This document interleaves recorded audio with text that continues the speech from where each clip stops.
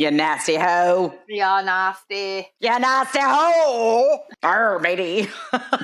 Okay, so you were like, you nasty hoe, and then went pirate. Got it. Yep. Hey, get in here. Dallas is about to start. Welcome to the Ewing Barbecue, where you can take all of me. You can take all of me. My name is Mary. And I'm Sarah. I think I'm Josh today. But who knows? It's Halloween time. I could be anybody. Yeah. I am Melanie, and you may not take all of me. Ever. Not even pieces. I'd like to give a quick shout out to our Patreon subscribers. Brendan Fillick, Captain America, Sheen Pie, Laura Bernheim, Brad Mulholland, Anita Wren, and Christian Carlano. We are able to keep going and doing this because of you guys. Only because of you guys. So thank you very much. Thank you. We can thank you for keeping us all drunk. We greatly appreciate you all. If you are interested in becoming a Patreon subscriber, so you can get extra content, we need to get more chapters out there, don't we? We're reading Dallas books. We have extra content that we cut out of here. A bunch of just random shit. So if you're interested in random shit, go to patreon.com/EwingBBQ. And a lot of our cutout stuff is really bad. It kind of is. It is. There's a reason Or it's sexual. I'm on tap to read chapter great, though. 15, so I think we're rotating for 13 and 14, so I'm going to just do 15. Yeah. I think I'm waiting on myself to do it, and I got to remember to do that. Full disclosure, though, I don't know if I'm sure the Patreon members who already subscribe already know this, but if I come to a part in a chapter that I cannot read for reasons, I will disclose that. And Mary's really good about keeping that audio in place. Like the last chapter I read, I couldn't even finish. I was like, nope, I'm done. Yeah, no. Why? Because of sex? It's rape. It was rape. It was rape. And I was like, no. And also, What? there's a lot of really terrible words in that book that I do not approve of. Not swearing words, but a bunch of a lot of really racist words that I refuse to say. So we just skip over those. Yep. I go into I want to disclose that I don't like the words, but I go into character and I pretend I'm somebody else and put on an accent to get through it, to be in the moment, but I don't like those words. We all make our choices. Yes. I just We have some upcoming appearances from some of the people that have been on Dallas over the years. Cool. Friday in Hollywood at the Hollywood Show, Joanna Cassidy, who played Eugene Bullock's wife. She was one of two people to play her. Sally Bullock. Yeah. Sally. The name was on the tip of my tongue. That girl. Yeah. Do you know that song? Kind of girl. No, not that one. And Monty Markham himself, Clint Ogden, are going to be at that. And Oh my God. Wow. Also known as this Clayton weekend. Hollingsworth. What? Clayton Hollingsworth is here? And this Saturday in Salem, Massachusetts, Omri Katz will be doing a meet and greet at a comic book store from 1 to 5, and then he will be doing a screening of Hocus Pocus with Q&A and meet and greet at 7 p.m., and then the next day he is speaking at a cannabis coalition, so Hocus Smocus up in Salem. I know this is so dumb. Anytime anybody says meet and greet, and this might be a Southern thing, but there's a thing called a meat and three. It's like a Southern play. It's a meat and three. It's like vegetables. Meat and three veggies, which aren't really veggies. They're just sides. No, it's like fried okra and like mac and cheese, buttermilk, corn, potatoes. But it's called. So when you say meet and greet, I always think, ooh, meat and three, and then it makes me hungry. There's meat plate Meat and two and three. It veggies. must be a Southern thing. I've never heard of that. It is. It's not a Southern threesome for you people with dirty minds. Nobody, I guarantee, nobody was thinking that Meat except and you. Well, now I am. Now I am.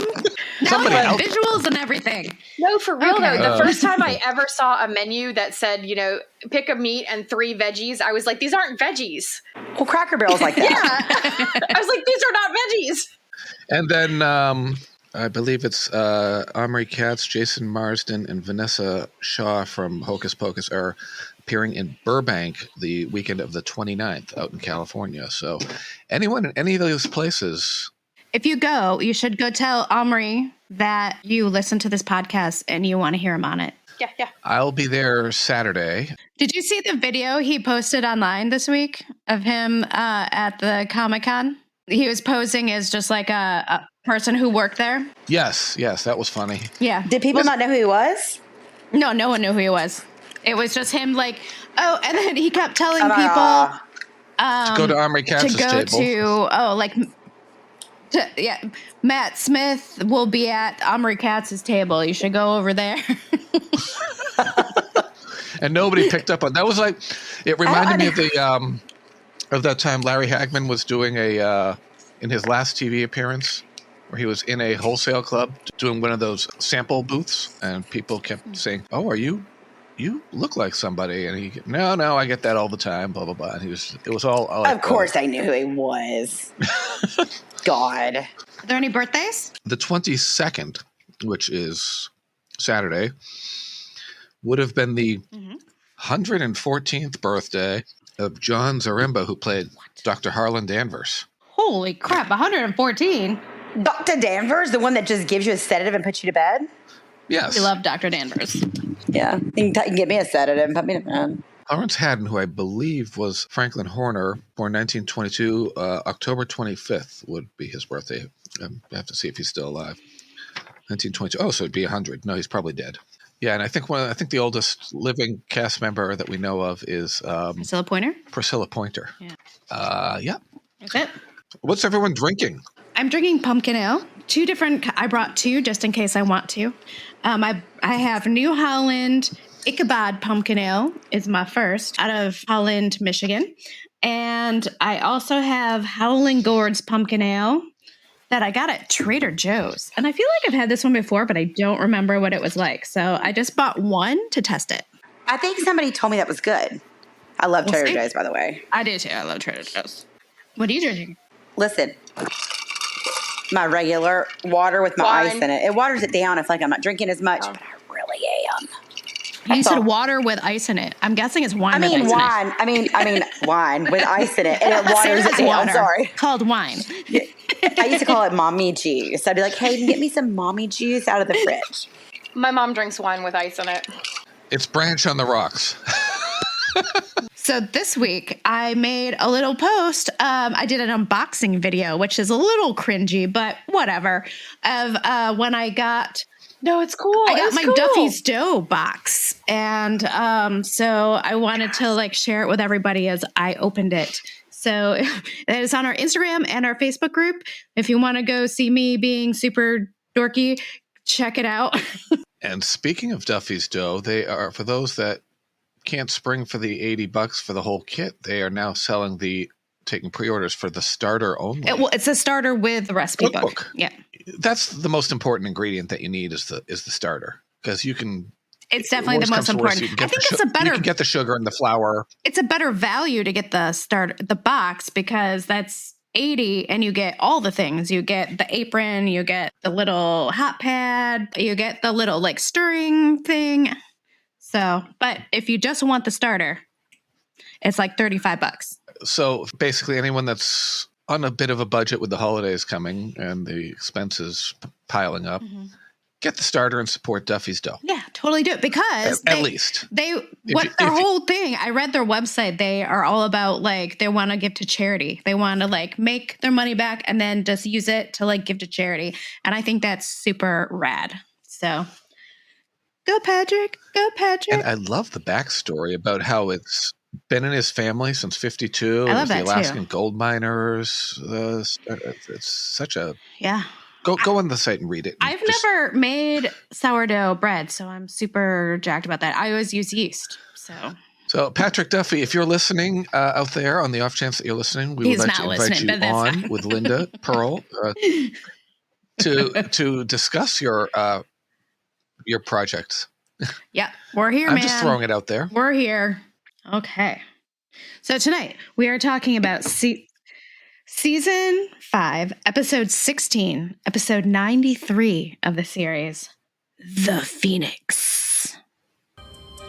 In a will, all of the heirs would be provided for. I could spread 100 shares of stock pretty thin, couldn't it? There's work to do at South Fork. And if you don't want to do it, I'll find somebody who will. Harv Smithfield is trying to pressure us into having him read Daddy's will. I told Harv distinctly I didn't want that done. I'm planning on telling Harv that things are to stay exactly the way they are. There's absolutely no reason to read that will. And until there is a reason, it's not going to get read. It was written by David Paulsen, directed by Harry Harris, what a name, and aired January 29th, 1982. His parents were so mean. Their last name was Harris, and they're like, we're going to name him Harry. Okay. He reminds me of that old-time singer that I have on one of my Christmas albums, Harry Harrison. Oh, pretty close. Just pretty the close. name. Harry Harrison. That's a mouthful is what it is. Okay, so for the first time in a long time, we have a new #1 Billboard hit in the U.S. And this week it is I Can't Go For That, No Can Do by Hall & Oates. Which was the inspiration for where Michael Jackson got the riff for Billie Jean. It is? He heard I Can't Go For That. He liked it. And it inspired him to create that similar sound. And it's a did not know that story that's out there. Yeah. Huh. All right. We provide little tidbits. Little tidbits. The #1 film in the U.S. is still On Golden Pond with Katharine Hepburn, Henry Fonda, and That's Jane my favorite Fonda. movie. I missed last week, so I didn't know that was a new movie. Yeah, it's on Golden Pond, which I know I have seen, but not since I was probably like 8, so I really don't remember anything about it, so I need to go watch it again. Okay, you need to watch it. I'm trying to think of the catchphrase that Henry Fonda says in the boat, and when I was little, it's a bad word, and when I was little, I thought it was so funny, and I'd say it, and everybody would laugh. My grandfather would we'd always go get catfishing or whatever. Mm-hmm. Like a real catfish, not catfish. You know what I mean? Yeah. And but what does he say? He's like, "You dirty bastard" or something like that. I can't remember what it is. I'll think of it. But it's like his catch line, and it's like for a 5-year-old to say it, it's not good. Funny. Yeah. It's really funny. I think I was too little to appreciate that movie because it just was. I saw it and it bored me at the time because I couldn't appreciate it because I wasn't of that age group. My mom just loved it. And so I remember watching it 3 or 4 times with her. I just remember what it was. You crafty old son of a bitch. That's what it is because the big catfish keeps getting away. Walter or something. And he goes, you crafty old son of a bitch. And I would always say that. Oh, that's so funny. I was a bad kid. Maybe I should try it again. You will. It's kind of sad now. It's like you don't want to lose your parents. It's like you don't know what you have until it's gone. It's really sad. I wonder if it's really streaming anywhere. I'm going to look that up. Probably. It's really good. I would like to watch that because it's going to, I think it's we're going to be hearing about it for a while because I feel like it was #1 at the box office for a while. Yeah. So I think so too. So yeah. Okay. So a while. Nothing too exciting happened this week in the news. Just some sports stuff. The Old Dominion ends Louisiana Tech's women's basketball record, a 54-game winning streak.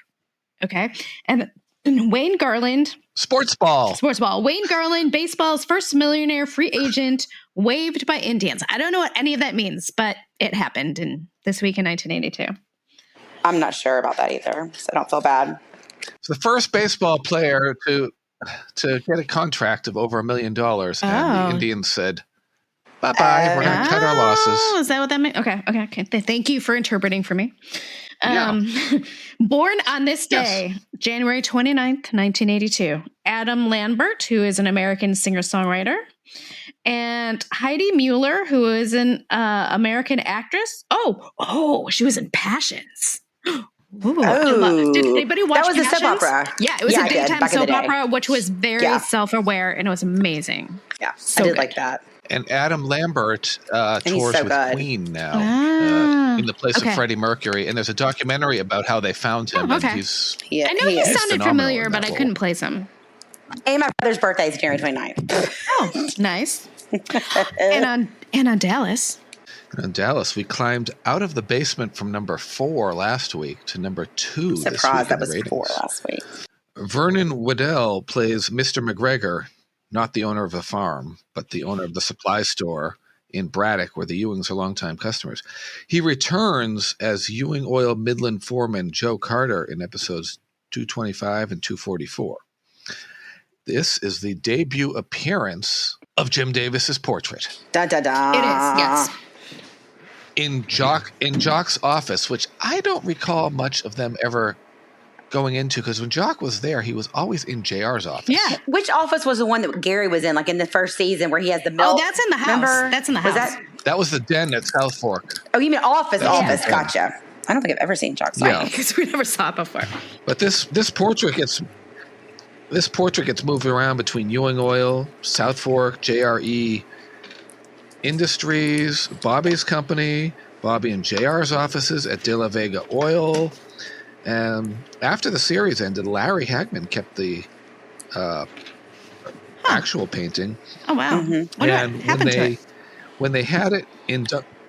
He did auction, didn't he? That's a good question. I believe it went to auction. Yeah.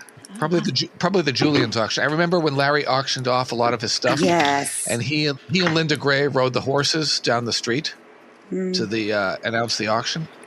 Because he had this, it was a poster size version in the 1996 reunion, JR Returns, that was seen in the living room.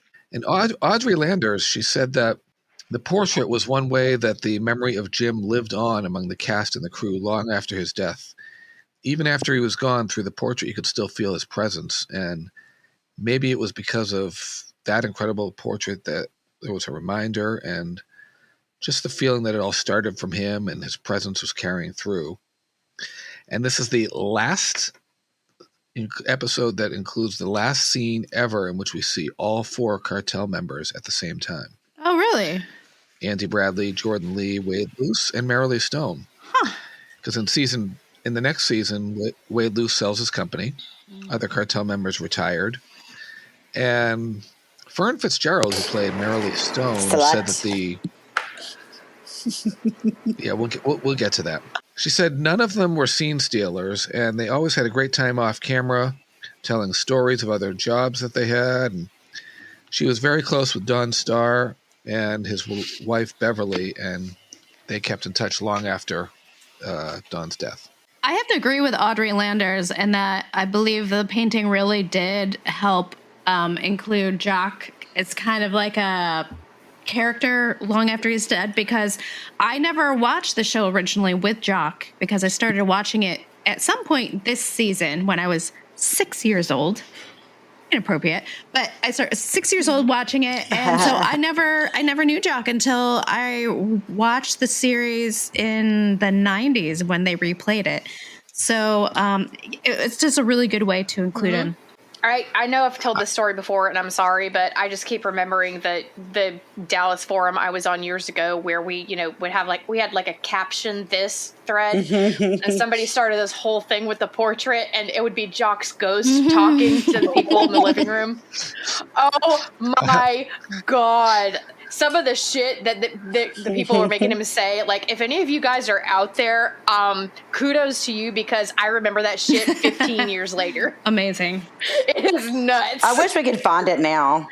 Oh my, I know, it was lost in the big crash. What about the Wayback Machine? Yeah, I don't know. I can check the Wayback Machine, but I know. Is that a real thing? Yeah. Okay, enlighten me, because I don't know what the fuck the Wayback Machine is. So it's a website where people have taken, saved parts of the internet at different points, and literally say, and you can go on, and it's, you look, and it's there. So you can go and see, writing this down. GeoCities, baby. Just GeoCities. So do you just Google it and say the Wayback Machine? Google Wayback Machine, because I don't remember what it is off the top of my head. And then you can literally look at Amazon's website in 1997. What it looked like then. You can go on MySpace in 2004. Oh my God! Maybe we'll go back to Friendster. Oh, Friendster. Yeah. Oh, God. Friendster Live Journal. Ooh. Amazon 1997 # things I regret not telling my grandmother she needed to invest in me for me, because I be rolling right now. Holy shit, because I've had an Amazon account since 2001. Since 97 here. That's my first order was 1997. I've had it since probably Mine when it was still a $98.99. bookstore. Maybe it was 2000 because because that's how I was buying my books. That's how I got my That's books. right. Like I got my first checking account because I had a babysitting job, and I was like, "Mom, can I buy books on Amazon?" Because like they were already starting to close, like Borders and stuff. And she's like, "Yeah, I remember like, Borders. Whatever." I ordered from Amazon and the Delia's catalog at the same time, so that puts a date on it. I used to get that in the mail too. I love the Delia's catalog. So here's some additional facts. Just in case people don't know what this episode title refers to, the Phoenix. A phoenix is a mythical bird with colorful plumage that lives for 500 to 1,000 years. And at the end of its life, the phoenix builds a nest of twigs and ignites, consuming both the bird and the nest, and a new phoenix arises from the ashes. Just like Fox and Harry Potter. Now, I thought this title was very symbolic because JR has been in the depths of despair for the last God knows how many weeks. And this episode, he decided to shave and get his shit together. Yep, and come back. There's also a big goof in this episode. Do tell. Really? What's the goof? The very last scene of the episode, just before JR walks into Jock's office, the name on the door reads Jock Ewing. And then when he opens the door, it says J. Ewing. I noticed that too. I did not, but now I will notice. Whoa. And this scene reminded me a lot for anyone that watched Knots Landing when William Devane's character, Gregory Sumner, was talking to his father's portrait, who was played by Howard Duff, who was on Dallas in later seasons as a senator. Okay, so we open on Ewing Oil on a Sunday afternoon. And JR is being a father. Right? This whole episode, he's being a father. What? It's weird. He's being a father. Like, he's been reborn. Legit, like, he's being a father. Oh, Phoenix rising from the ashes. Hello. Crazy. Hello. He has found a new purpose. Like, he has found his new purpose. He's being a dad. He found his special purpose. His special purpose is being a dad because he's so lonely right now. And I'm serious. Women do it too. He had some horizontal companionship in this episode. Yeah, so I don't think it was doing that much for him, though. Maybe he feels like he's lost this. He's lost this. He knows that John Ross is going to be a constant in his life. So he's kind of filling that void of being like the powerful, the one and only, you know what I mean? And that's kind of his. Yeah. I mean, it's a good thing, but it usually doesn't last. Because really, what happened was what snapped him out of it was it was the end of the last episode where he saw John Ross sitting in his dad's chair, right? Yeah, I just got chill bumps. I just got chill bumps. He's like, oh, time to pull my head out of my ass and go be like a dad and get my shit together. So he's got the little one in the office, and like he's like, oh, I'm gonna put you in this chair, and you're gonna fill this chair one day, and the kid is like, I don't care, la la la la la la la la la, and it's just so funny because JR is like so excited to have him there, like in the office, and John Ross could care less. He's just like, I'm with Daddy, whatever. You got some Legos? Because I don't know. Yeah. Well, it's so funny because I don't think a lot of... You got some apple juice and grapes? Get some grapes? Parents just... I don't think they realize when kids are that young that they just... You don't have to do anything with them. They just like that you're around. Exactly. Like, I'm sure John Ross, this little one, he's like, what, 2.5 maybe? Yeah. Not quite 3. Yep. Yeah. He's just excited to spend time with Daddy. Like, he doesn't care. JR can do whatever. He's getting attention. He's like, fine I'm with with Daddy, it. whatever. Yep. Enjoy it while it lasts, JR, because once he's a teenager, he's not going to want to be around you. And then Ellie calls the office, and JR's surprised that someone's calling on a weekend, but it's Ellie. She knew where he would be. He's also predictable. She's like, she probably took him to the office. And what did she say? Sue Ellen's worried about John Ross. Yeah, because he's supposed to be home. And he's not snappy about it. He's just, it's so funny. He was like in father mode, but also I felt like kind of like also judgment mode. Like, oh my gosh, she doesn't need to worry. Right. I'll bring him home. If she calls again, we're on our way. Tell her I'm on my way. And I'm like, and now, I I really expected him to say something snarky, but he was kind of like, okay. No, that comes later. That comes later. Yes. But now that he's cleaned himself up, we only have one person stumbling around in this episode. Yep. One Raymond Krebs. Rye. I'm a half-breed. Why don't you find someone else to do their job? Nobody loves me.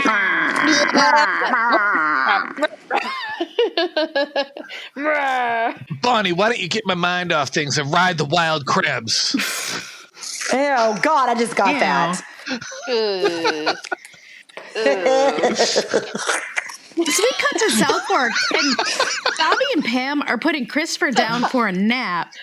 And Pam, okay, they're trying to be like, Pam's all normal now and stuff. And I think this scene proves that Pam is still fucking crazy. Because she keeps being like, he's going to grow up to be tall just like his daddy. He favors the Ewings. And like 6 feet? Yeah, like he's like, what the fuck? He's not real. What the fuck are you talking about? Like, he's your adopted son. She's acting like this is Bobby fathered this child with another woman, and she's raising the baby, which is really funny if you know anything about what happens in the future of this show. But well, I'm trying to find my crazy horn and I can't because all this fucking shit in my house. I'm sorry. Yeah. Anyway, I know it's 1982. Hold on. Okay, got my we sound know effects. basically how genetics works at this point. Like, I mean, the basics of it. Found it. There you go. That's how they determined who John Ross's father was with gene markers, yes. right? Yeah. Okay. So she's just a fucking nut job. Yeah.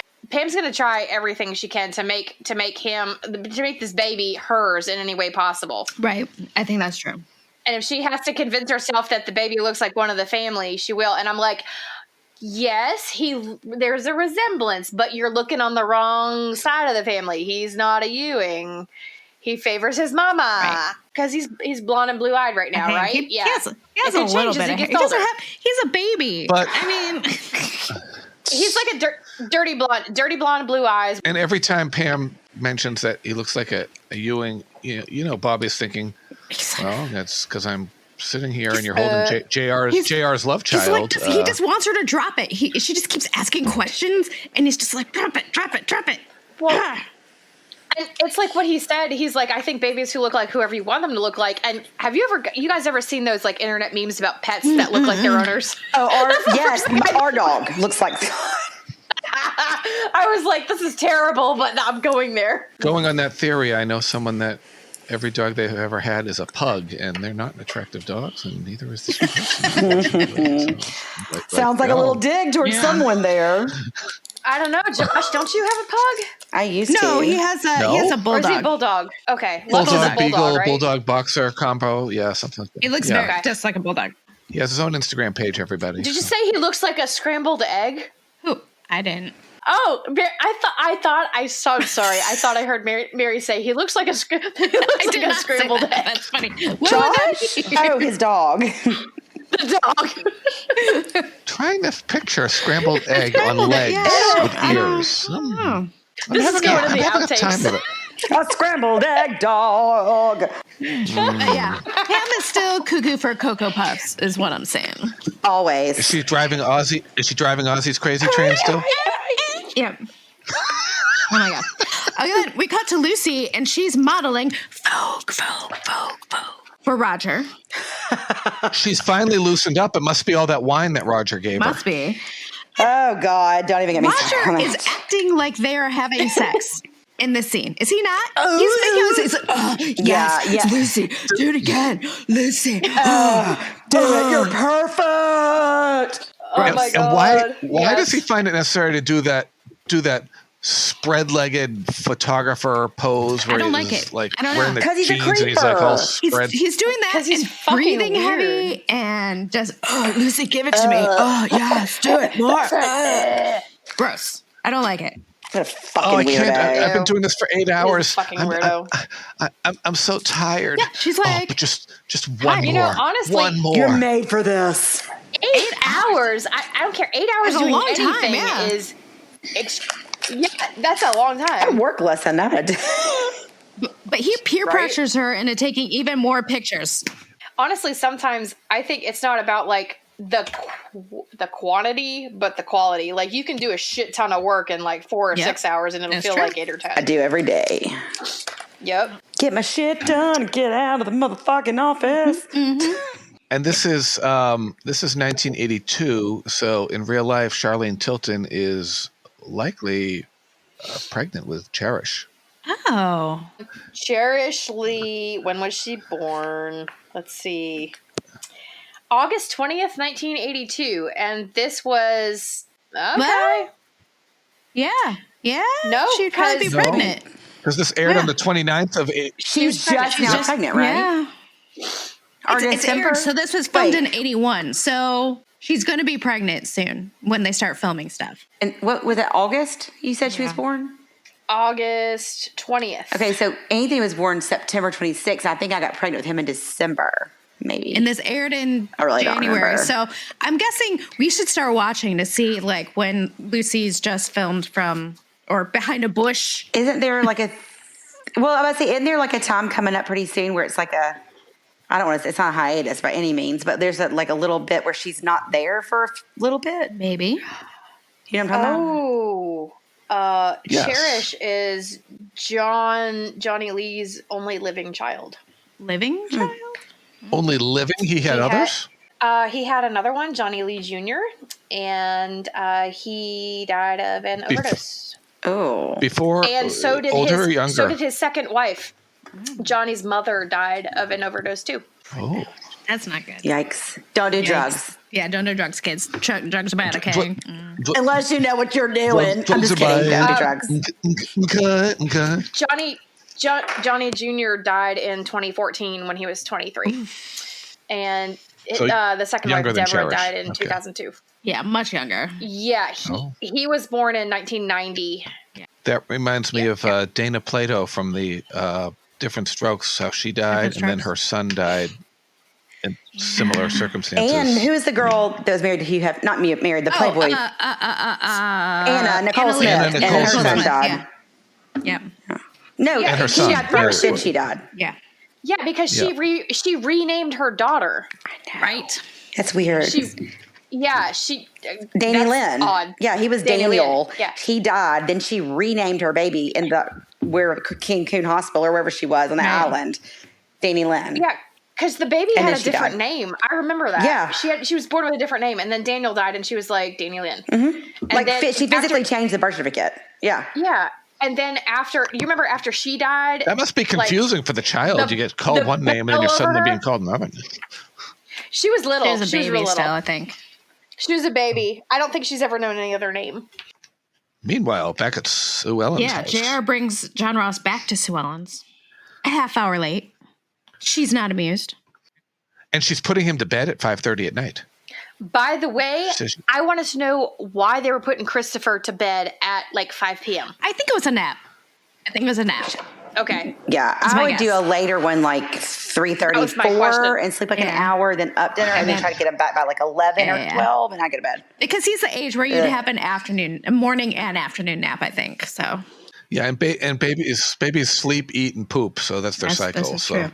Like you, Josh. And Christopher, I'm just kidding. I'm so kidding. That was a joke. You walked into it.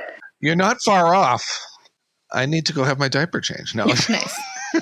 So then JR is like in a mood and he starts like taunting her for not having a date that night. And he says that she had more action when she was married to him. And I'm like, well, that's not saying much, JR. But like he was just giving her shit for not being home like an episode ago. So what? What really sucks is that he just pisses me off.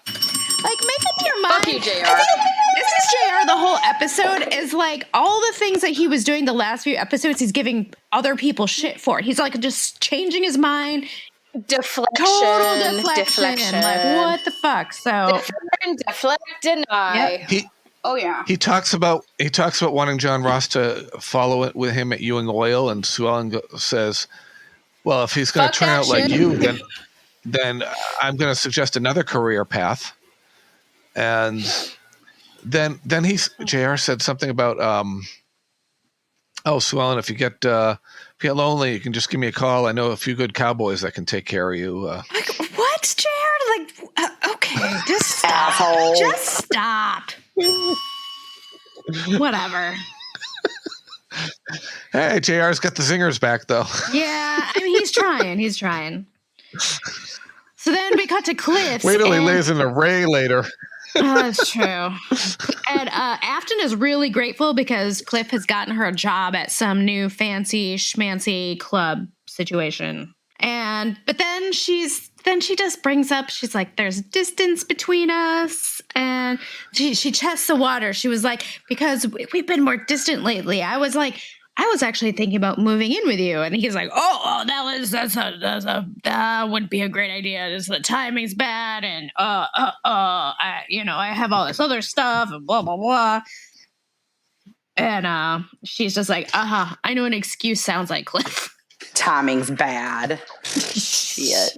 And what does he do after she leaves? He goes to the refrigerator, and we need to drink because he pulls out a Chinese food carton, and he's going to eat it cold. He grabs a fork and he walks over to eat it cold. That. Holy shit! We have to drink. Ding, ding, ding, ding, ding. So the second Afton leaves, Sue Ellen calls. Really good timing. And she's just like, I felt like talking to you. And he's like, well, put on a cup of coffee because I'm going to put on a pot of coffee. I'm going to come over. And she's like, no, let's just talk on the phone. And he's like, okay. I can do that. I can talk on the phone. Maybe I can eat my Chinese food too while I'm talking on the phone. He can't fuck over the phone. He wanted some nookie. He did want some nookie. But he just really wants her attention. He's so excited all for she the called. Cookie. He's so excited she called, and he's just like, okay, whatever you want. Yeah, let's talk. And then she's just like, I don't know what I even called for. She's just basically like, I don't know what I want from you. And he's just like. Talks about JR pushing her buttons again. Yeah, not the right ones either. We got some zingers tonight. We've been inspired by JR. Yeah. But they're going to have dinner that week. Yeah, they're gonna get together and have some dinner. Okay, so then the next morning, JR pulls out of South Fork. Bobby's leaving for work, and Pam reminds him to talk to the lawyer about getting information about Christopher's bio parents. What's her fucking deal? Yeah. I don't know. She's obsessed. Obsessed.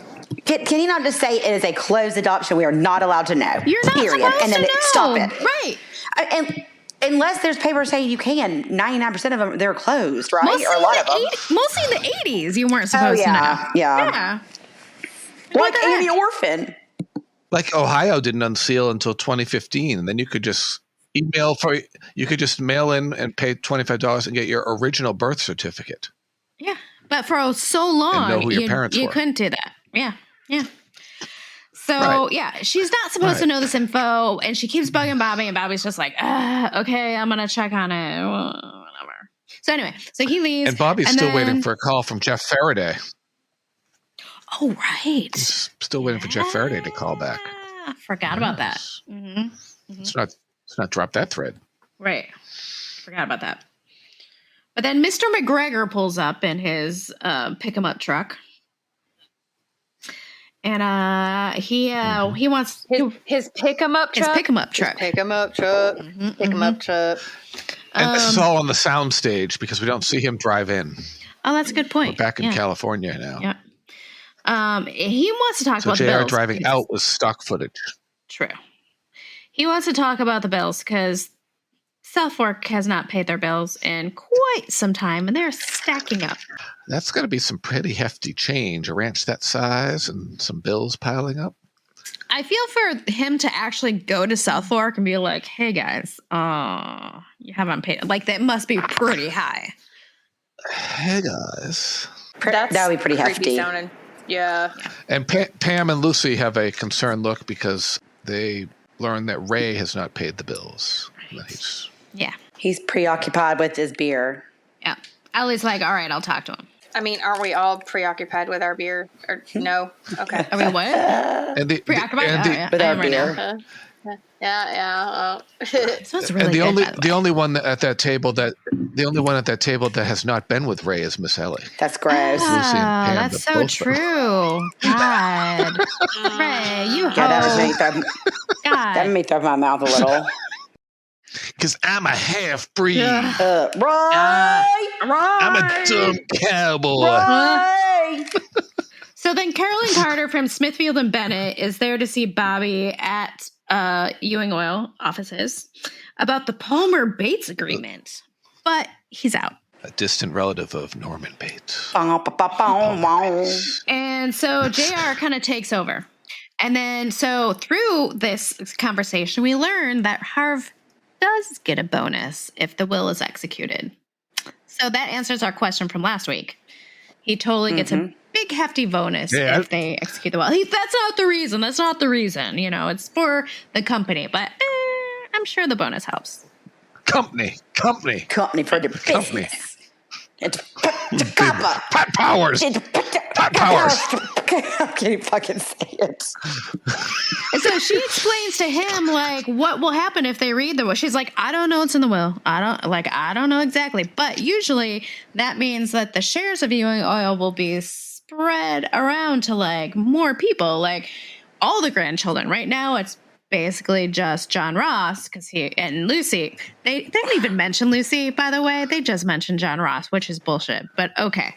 I know. But like, you know, Bobby will have kids and other kids that they might have. And then JR you can see the wheels turning and he's like, oh shit, that means like less shares for me and John Ross. Fuck. And so he's just like, okay. And Gary could be out in California having kids with Val and with Abby. He could be. He could be, right. And so he's just like, shit, like, we got to put this shit off. We got to put it back in the bottle. But you notice JR talks to his picture of John Ross on his desk. Huh? He uses that for soliloquy. JR is all about the soliloquy lately, I'm telling you. Next morning, Ray and Donna's house. Ray is hungover as fuck. Why is Donna wearing a expensive fur coat to go out and do research? Because she can. It's January. It's a little chilly outside. Because why not? But you could wear a winter jacket. I mean, you're going to do research. You don't have to dress up fancy to do research. This is Dallas. The ladies are Then fucking again, fancy. And it's Donna. She's totally fucking fancy. And they do have the budget, probably. They're trying to spend their money. Yeah, everybody. This is the point where everybody starts wearing winter, fur coats for like all the reasons. Like Sue Ellen's purple fur later, which I thought was kind of a weird color for a fur. But it's what animal did that come from? A unicorn? From the Prince collection. Yes. Many princes were killed for that coat. Purple rain. But anyway, so she's getting ready to leave the house. Ray like stumbles out with like an ice pack on the back of his neck, like looking like shit. Like he has like stringy hair. Dude needs to take a fucking shower. And he's looking like JR. Yeah, he was. And he's like, can you make me some coffee? And she's like, no, I have shit to do. Fuck you, man. I have to leave. Make it yourself, fucker. Right. You're not doing anything. She's like, I have to leave. I have to do all this stuff. And I'm going over to your family's house for dinner tonight. FYI. And Ray just like, ugh. So he sulks. Ring, ring, ring, ring. Allie calls, summons him to the big house. Rye. Rise in trouble is Tootie from Facts of Life would say. Trouble. So he's got to clean himself up and make himself pretend to look presentable to Miss Ellie. Right. Let's go to Bobby's lawyer's office. Eric. Where, oh my fucking God, Bobby is still trying to do that. Like, so I have a friend and his wife who adopted this baby. Like, Bobby. Do you think that guy's a fucking idiot? He's seriously. Right. And then he's like, okay, I'm just going to cut to the chase and tell you that it's me. And he's like, you don't say. All right. Really? I had no idea. I think I figured this out 3 episodes ago, Bobby. Yeah. And did you guys notice the painting on the wall? There's this big fucking plantation painting that's like fucking Gone with the Wind or some other bullshit on the wall over this guy's head. Oh, he probably didn't decorate his office. Oh, that's probably true. Yeah. Maybe. I think we need the gallery of the Dallas art collection of all the paintings on people's walls. Including the That'd be a vagina good painting idea. from Garnet McGee's. I was just thinking that. Garnet posed for that for JJ picture herself. Yes, it is a self-portrait. Now, Eric the attorney doesn't want to. He can't cross over into this lawyer giving advice on this sort of thing, so he refers him to an attorney named Charles Eccles. Yes.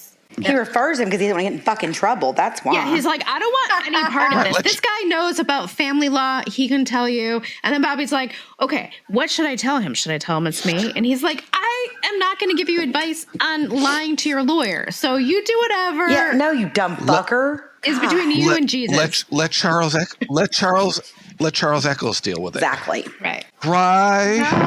Right. Get your fucking stupid ass in here. Ellie's made tea. He pulls up to the soundstage of Driveway. Ooh, I want some tea. Tay, you want some tea for right? So she's literally made tea so they can, I guess, spill the tea. So she basically just lays it out. She's like, "You fucking up. What's going on?" And he's like, "All right, yeah, I guess I should be doing my work." And she's like, "Yeah, you should. You need to pay the bills." And he's like, "Okay." This is her do the job speech, and she says you're a Ewing and you should start acting like one. All right. Snap. Ellie, I'm a half breed. I'm just a dumb cowboy. I can't even make a business deal. He's such a dumbass. I can't even ask my wife for money because I got male pride, and I'm stupid and I'm dumb. Jesus. He goes, So then we cut to the Ewing Oil building. Phyllis has the flu. Sucks. Poor Phyllis. And Jordan Lee has called. In other words, Deborah Chanelli was not available. Yeah, something she was. Maybe Deborah Chanelli had the flu. You never know.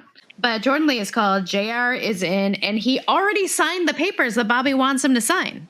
My God, he did his job. Wait, who signed him? JR. What? Because Bobby came in, he's like, "Hey, so when you get time, I have these papers I want you to sign." And JR's like, "I already did it." Bam. I was like, Holy moly. Done. Cool. Boom. Next. Holy guacamole. Drop the mic. Boom. Done. Next.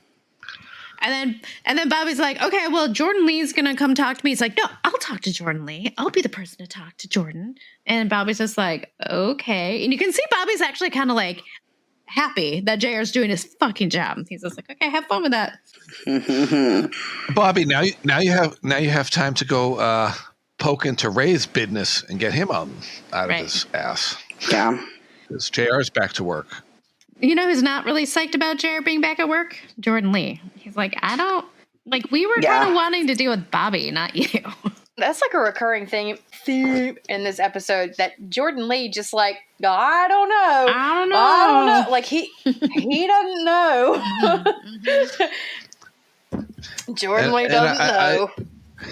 I like to refer to his walk as the Jordan meander or the Jordan saunter. He just kind of meanders in, just kind of like looking around, checking everything out. He's never worried or in a hurry about anything. He is just chill. That's right. And Andy Bradley played Buddy Hinton's father on the Brady Bunch. So anyway, Jordan's like, "Hey, there's rumors going around about you, blah, blah, blah." And then JR says that rumors make poor people out of rich people. But anyway. Another JR quote. He's not sure. So JR's just like, "Hey, meet me at the Cattleman's Club tomorrow." Okay. Lucy and Mitch are actually shopping and talking together? Yes. Sucker. That should be a drink. Sure. Drink. And you see how short Lucy is in this scene. I feel like that's what I got the most from this scene. Yeah. It's just being like, wow, she's really short. They had her stand on different size apple boxes to match in close-up shots so she could be in frame. And I think that's why it's a surprise, because it doesn't really match what you think of the difference between her and other people, because she's been standing on apple boxes. So then when you see her just from a far away shot, you're like, oh, well, geez. Right. You can't put someone on an apple box when they're walking. Exactly. So they put her in these huge high heels. Mitch wants to like hang out for longer. He's like, hey, do you want to like go get a drink or blah, blah, blah. And she's just like, I can't. But she gives him a big kiss. And they walk away. But he's giving her good advice about being there for Ellie when Ellie does finally come to terms with things. And he's being He is. They're getting along. They're getting along, nice. And he's being a good guy for once. And she goes away, and this was what disturbs me. She has to go home to dinner, but the end of the scene is what's disturbing. So we see that Roger is being a super creeper and like spying on them the whole time. Yeah. Creeper. Too much. Don't like it. Horn, bell, horn, creeper. Creepy as fuck. Yeah. No. Some of his behavior is making sense now. So we cut to Ellie at dinner has made stew, and everyone's there but Ray. Ray did not make it. Stew. Right. They like her stew. They apparently like her stew, and she's happy to have something to cook for. Yeah. And JR is in rare form again tonight. This is where he makes his famous line about Ray not eating there because they eat with knives and forks. Well, Ray was always uncomfortable eating with the family. I mean, after all, we do use knives and forks. Yeah, nice one, JR. He goes on a whole tangent also about why Ray is weak and blah, blah, blah. And that's why they shouldn't read Jack's will, yada, yada. And then Bobby seems legitimately shocked that JR is of the opinion that they should not read the will. Like, taken aback. Yeah, you think he would like want to know right now. Yeah. And then Ellie kind of also looks at, because Ellie is against it, but when JR is also against it, she just kind of looks at him like, wait, what? Like, you're on my side? Yeah, like, what? Uh-oh. Why are you on my side? Why are you on my side? That's bad. He's full of shit. Oh my God. Yeah. What do you have to gain? What do you have to gain from this, JR? This pisses me off. This motherfucker. Like, I wrote thoughts about it. Okay. Like later on when Bobby's talking to him about it. Mm-hmm. The very next scene. Yeah, the very next scene. That's a good segue. What are your thoughts? Yep. My thoughts? Yeah. Like when Bobby walks in there, everything that came out of JR's mouth was bullshit. Oh yeah. Like, this is not about Miss Ellie at all. You don't want that will to be read because you want everything for yourself. You want to take all the toys and put them in your own toy box. Like, you want to take all your toys and leave the playground. Like, you don't want to divide up anything between any of the other grandchildren that, like, it aren't wills in a family of that size. Don't they usually provide for, like the lady said, heirs, not only that are there now, but future ones as well. Right, exactly. Yes. So JR's like, I think this is where the wheels start spinning with JR. He's like, okay, I've got John Ross, but do I need to have more? Right. Like, do I need to guarantee my place in this family? That's a smaller piece of pie for me and my son. If there's other kids, if there's other cousins, if there's other kids, we don't like that. So I feel like his mind. I gotta get a wife and make some babies. All of a sudden, I feel like he's thinking about that again. Yes. But he's saying it is like, but it's for mama's sake. It's so mama can blah, blah, blah, blah, blah. It is. Yeah. Okay. Sure, Jan. Mm-hmm. Sure, Jan. This reminds me of, you go back to when the red file, when he had Jock's will, and what was in that will? What was it? That got burned in the I can't remember. I don't remember either. I basically said, like, this whole exchange, bad conversation pieces, JR, that's fucking gross, you're an ass. Mm-hmm. Mm-hmm. Like, this whole thing, it's not about mama at all. Yeah. And where is he getting dressed up to go to at that hour of the night? They just ate dinner and he's getting dressed and putting on a tie and going out? Where's he going? I thought the same thing. I was confused by that. I don't know. He's going to see a movie. He's going to see On Golden Pond. Yes, he's going to see On Golden Pond. That's where he's going. Meanwhile, Sue Ellen and Cliff have gone out for a drink. And they come home after the drink. And Cliff totally wants to make out. Mm-hmm. And more. And Sue Ellen's like, hold on. It was nice that you took me out and all, but she's Kissy interrupt us. Yeah. Kissy interruptus. And he goes, just back out. He lays all of his feels on the table. He's like, look, you know how I feel about you. Like, I've always been super into you, and now we can do stuff like legally. And she's just like, okay, but I'm really not ready because I'm still hung up on Dusky. We can do stuff legally. We can do stuff legally, yes. Not illegally. We can do stuff legally. Legally. That's great. So she's just like, I'm not there. I'm not mentally ready to go into like a full thing, FYI, so you know.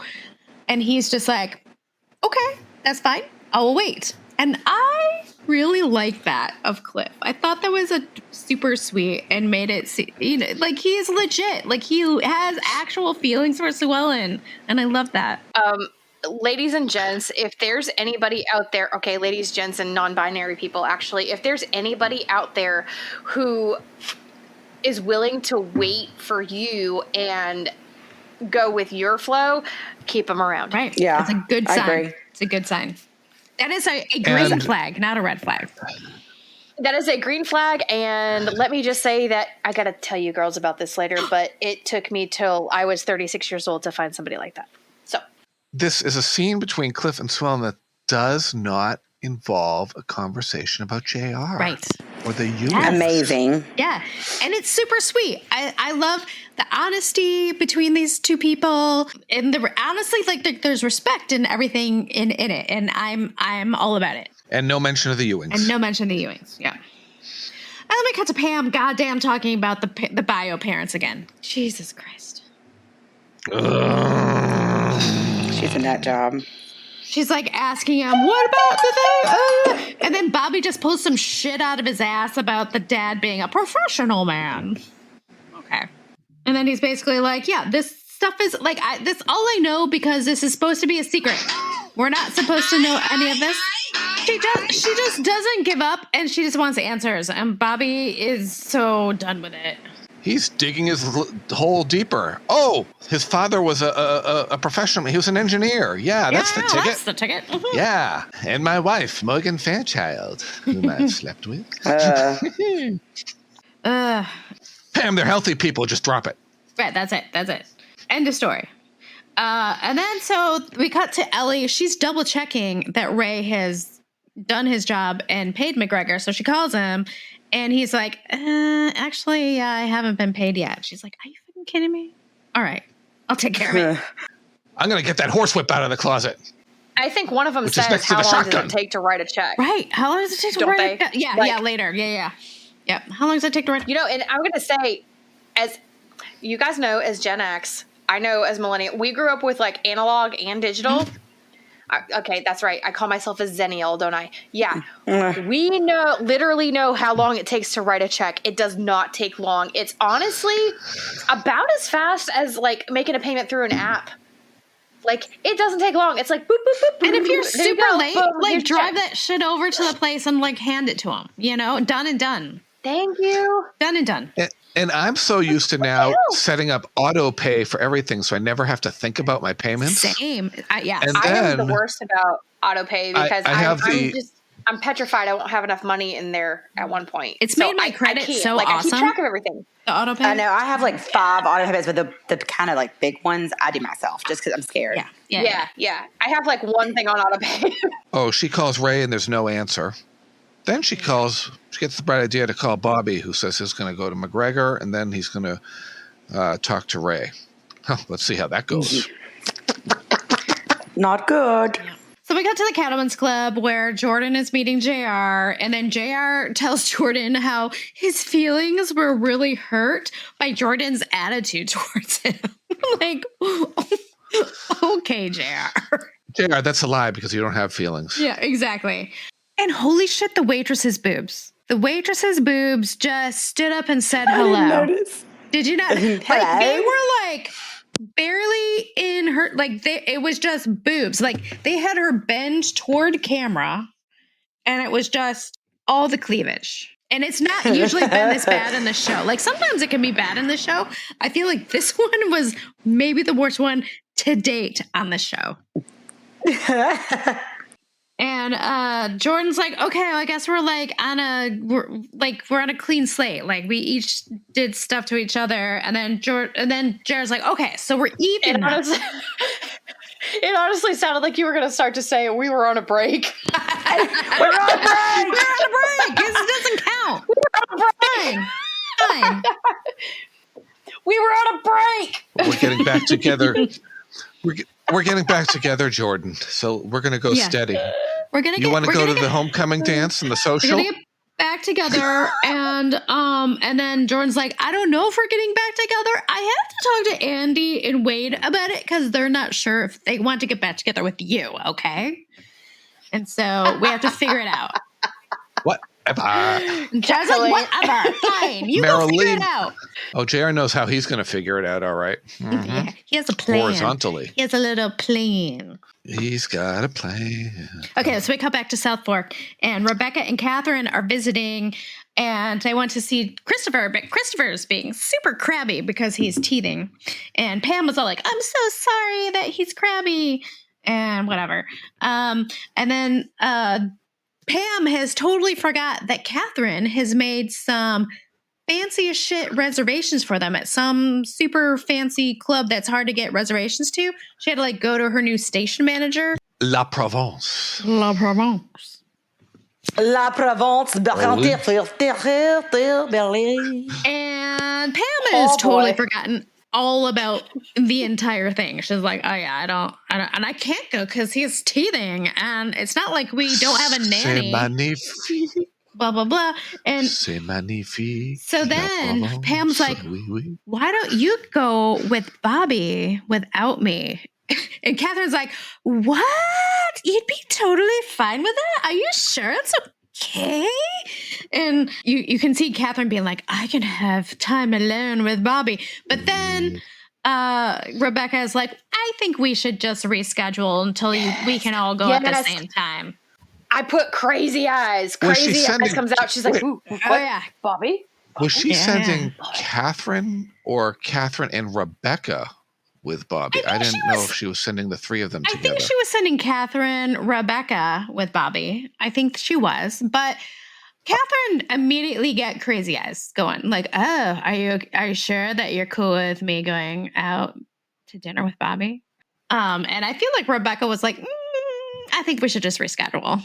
And then we cut to JR is in bed with Marilee Stone. Let's clutch our pearls. What? No way. And then she's all like, ho, ho, ho, ho. You can tell she had a good time. And she's like, well, that was worth the wait. Shit, I mean, go get it, girl, I guess. And so he's just like, okay, all right, since I did you a salad just now, do you think you can maybe bring Wade and Lisa around to my side here? And she's like, oh yeah, I can do anything I want to. And he's like, okay, cool. I called this scene postcoital champagne. Oh, that's very accurate. Yeah. Yep. Because one drag isn't enough. And then she's like, so I'm having a party on Saturday. You should totally come. And he's like, yeah, I can't because I have my kid this weekend. And she's like, your kid goes to bed at what, 8 o'clock? You put him to bed. You come after. And JR's like, no, I want to spend time with my son. Like, what? You've never spent time with your son. Ever. What are you talking about? What, are you going to watch him sleep? Well, no, I'm going to be there in case he has a bad dream and wakes up. Like, what? What the fuck are you talking? Like, you know that Jared just doesn't want to go to this party. He just doesn't want to go because he's not hanging out with his kid. No. All he wanted was a little horizontal action. I almost found him sincere. I found him more sincere. Maybe. I found him more sincere in this scene than he was with talking to Bobby about Miss Ellie. Well, that's true. Yeah. I don't know why. I feel like he was telling Marilee the truth. Like, I'm not into that. The weekend's the only time I got with my boy. You think he's being sincere? Okay. I do. I also, at the same time, I feel like he's like, well, yeah, I could leave him with a sitter, but I also really don't want to come to this party. He's literally like, I don't want to spend time with you when we're not having sex. So Yeah. But I feel like he was more sincere with this than he was with Miss Ellie and the whole. Oh yeah, for sure. Yeah. Thing. Yeah. I feel like if JR has a meter of lies and half truths, like this is somewhere in the middle. Okay, yeah, that's fair. Whereas the Miss Ellie was like totally the whole lies. thing with Miss Ellie, it's all disgusting. Lies. Yeah, totally lies. Total lies. Yeah. Okay. If that makes any sense. For sure. And on the other hand, there's I'm only going horizontal with you to get you to bring Andy and Wade around, and I don't need you for anything else. Goodbye. I'm going home. Well, also, yeah, and he just wanted to get some too. So, whatever. He's got to audition new wives to make more heirs under his umbrella instead of the others, because if that will gets read, he's got to have more kids. And then let those kids fight among themselves for Ewing Oil after he's gone. That'd make a good series. Okay, so then we cut to Bonnie, and she is at the bar with Ray, which we are not calling the Longhorn now. This is the Longview bar. Don't know if you caught that. We're renaming it to the Longview. Probably because the Longhorn, they didn't Longview bar. pay sponsorship money to get product placement and advertising in the episode. Yeah. And she's like, it's kind of dead here. And she wants to drive over to Billy Bob's in Fort Worth to do a little heel kicking. And I was like, you should totally go do it because somebody really cool works at Billy Bob's. You should totally go. And it also because the Austin but we don't know Outlaw, that yet. We don't know. We don't know who works there right now. The Austin Outlaw band is playing, which I looked up. I don't think it's a real band. But Ray just wants to stay there. He's just like, no, we'll stay here. Ray, you should have left because guess who's going to find you now? Bobby walks in. Dress you down for not doing your job. So Bobby walks in and just starts calling him out about like, hey, you're not doing your job. And Ray is immediately defensive and just like, meh, I'm Ray, meh. Well, I'm Ray. It's none of your business. I'll get to it when I get to it. I didn't get around to it, okay? Get off my back. You want a piece of me? And Bobby just has like a huge sigh. And he's just like, okay, well, if you're not going to do it, then I'll hire someone else who will do it. And Ray's like, no, you won't. And Bobby's like, the hell you will. Yeah. And then Ray goes to try to like drunkenly punch Bobby. And Bobby just kind of like steps aside. Totally misses him. You want a piece of me? You come get me. Come on. Take a swing. Man. Yeah. Bobby's just like, you know what? You're not worth hitting. Bye-bye. See you later. And walks out. And then Ray's like, oh, I totally am not worth it. Mer. I'm a dumb cowboy. I'm ready to punch. I wanted to reach through my screen and punch Ray in the goddamn face. Like, let me do it. I volunteer in tribute. Goddamn Bobby. Jesus. Ugh. Anyway. Okay. So then we cut to Afton singing. So we have to drink. Which I believe the exterior is the same exterior as where Mitch was parking cars when he met Lucy. I thought that too. I thought that there was also, yeah. I bet it's the same. It looked so familiar. Yeah. And they've used that same exterior shot on Knots Landing as well. And she is singing All of Me, which is a great movie with Steve Martin and Lily Tomlin. I'm not sure if that was out yet at this point. Meanwhile, in walks Sue Ellen and Clayton, and Sue Ellen looks at the stage and she's immediately like,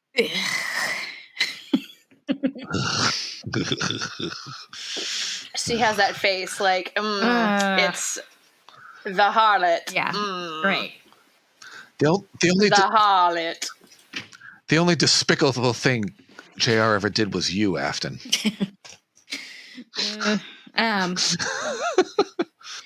And then Afton gets done singing. She goes to Cliff and they kiss and blah, blah, blah. And then all of a sudden, awkward moment when Cliff and Sue Ellen spy each other from across the room. That's awkward as fuck. Super awkward. Yeah. Yeah. Playa, what are you doing, Cliff? Right. So you see, like, Cliff kissing Afton, and then Sue Ellen being jealous, and then you see Cliff looking at Sue Ellen and Clayton, and Cliff being jealous, and weird. Weird. So Cliff walks over to the table to say hello, and there is a whole lot said without saying one word.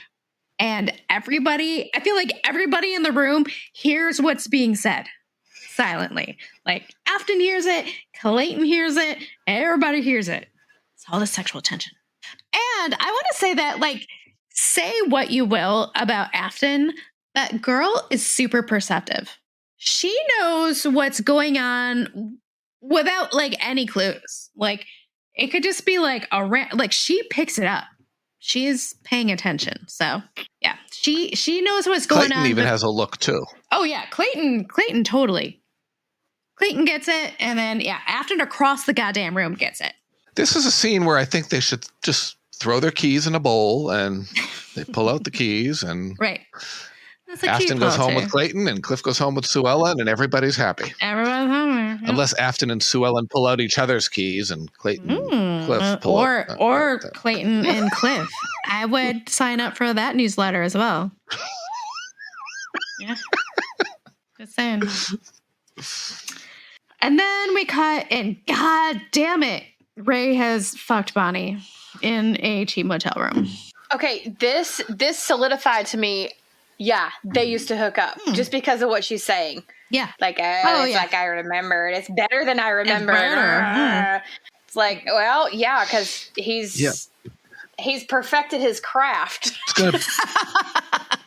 And he's gonna say, and she says it's like old times again. I know. And Ray's just like, didn't she say something about being with the same woman for a long time? And I'm like, why the hell is that a bad thing? Right. Like, what are you trying to say? Right. I don't know. She's just, I don't know. Really? Yeah. Bad news. And Ray's just like literally trying to hide under the covers. He's like, what did I do? Yeah. What did you do, Ray? What did you do? And then we cut to Sue Ellen and Clayton coming home. I love Sue Ellen's outfit in this scene. It's just really great. She has this like black outfit with like this white fur coat. It's really classy. I say it's posh. And then Clayton calls her out for being upset about seeing Clift and Afton together. And she's like, oh, what? No. It's fine. We're just friends. That's it.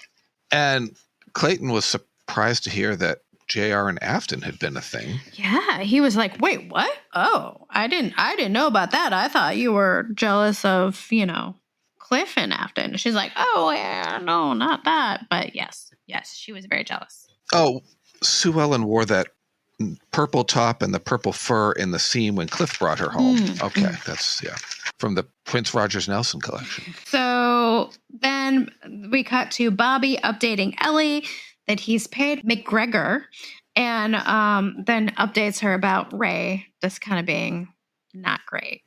With the long view bar. And JR is on his game again, talking about Ray being horizontal and... All I'm saying is I'm glad that Mama didn't schedule another voting meeting. The only way we'd get Ray there to vote his shares is to hold it in the bar. And I want to say, like, this is a lot of talk coming from the man who's been drunk for the last, 5 episodes. And then takes a simultaneous shot at Ray and Gary as Lucy walks in the room. Okay, JR. Well, JR, you're not far off because the Ewing family is a bunch of drunkards. It's true. And he's been sober for maybe 24 hours himself, so okay. And then Ellie just kind of is like, well, Ray's made himself an easy target, which is, it's true. It's true. It's not wrong.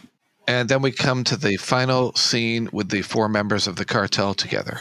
And they said they are going through with this deal because of Jack and only Jack, because they loved him. The Jack cock. Yeah.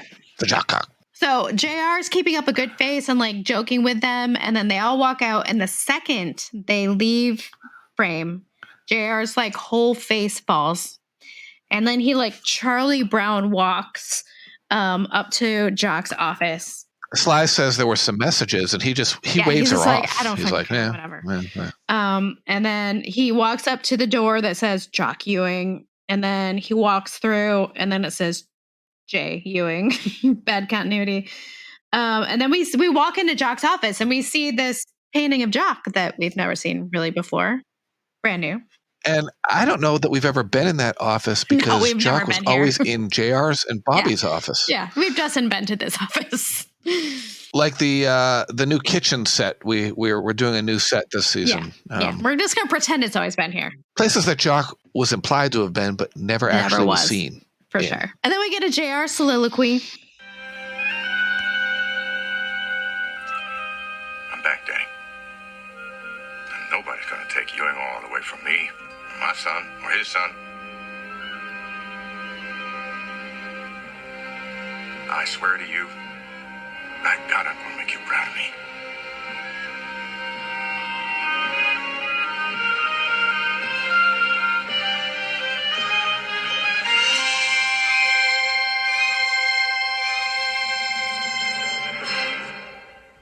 Did you say JR soliloquy? Yes. Or a monologue? It's a soliloquy. You know what? It's been a long time since 6th grade when I learned what a soliloquy was. The soliloquy is basically like when you're talking to yourself, you know? You're doing a talk, but it's to yourself. Why do I call that a monologue? Oh, a monologue is when you're not talking to yourself. You're talking to the audience. Yes. And a soliloquy is like when you're talking to yourself. I didn't want to be an actor when I was growing up. Not at all. Nope. The monologue, you could be talking to someone else, but it's just a long speech, and nobody else has any lines in it as well. Yes. Right. Like some of those Shakespeare monologues, which go on for pages in weird English that we don't understand. So he just talks about, he's been reborn. He has a new purpose. He's going to build this company for his son and blah, blah, blah. And much like he's back. Phoenix. He is risen. He is risen. Just like Jesus. Juan Pablo has risen because Juan Pablo de Pace. I always post that every year at Easter, the picture of Juan Pablo from as Jesus in the miniseries. And I go, Juan Pablo has risen. And then we freeze and frame scene. JR with Jock's painting.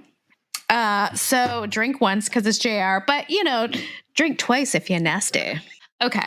I'm going to give this 4.4 bourbons and all of me. I went with a 4.5 because JR has been reborn and the zingers are flying again. They are. And you had Bobby is digging his hole a little deeper, and Ray is the only one that is stumbling around right now. And we don't know how much longer that will or won't last. But I'm going to give it Jock's portrait. Melanie? Bring it home, Melanie. I'm going to give it 4.5 bourbons and a scrambled egg.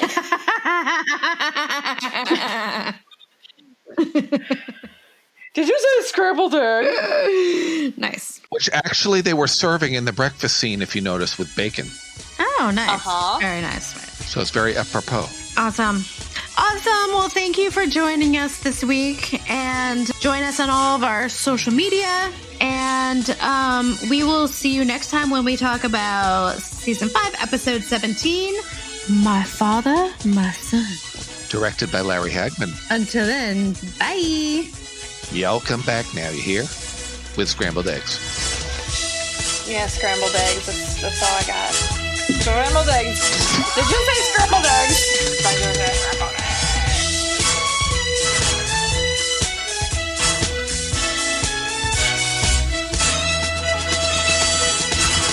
Next on Dallas. Mr. Barnes brought Mrs. Ewing home about midnight. What time did he leave? Well, he didn't. He's still there. Your boyfriend, Cliff Barnes, and my wife spent the night together. Well, there's not a whole lot I can do about it, is there? Now, you gonna let Sue Ellen take Cliff away from you? JR will never let you have Sue Ellen. He'll break you. Only this time you just may not be able to pick up all the pieces. When we finish with this, Mr. Barnes, he may never work again. Yeah, I'm counting on that.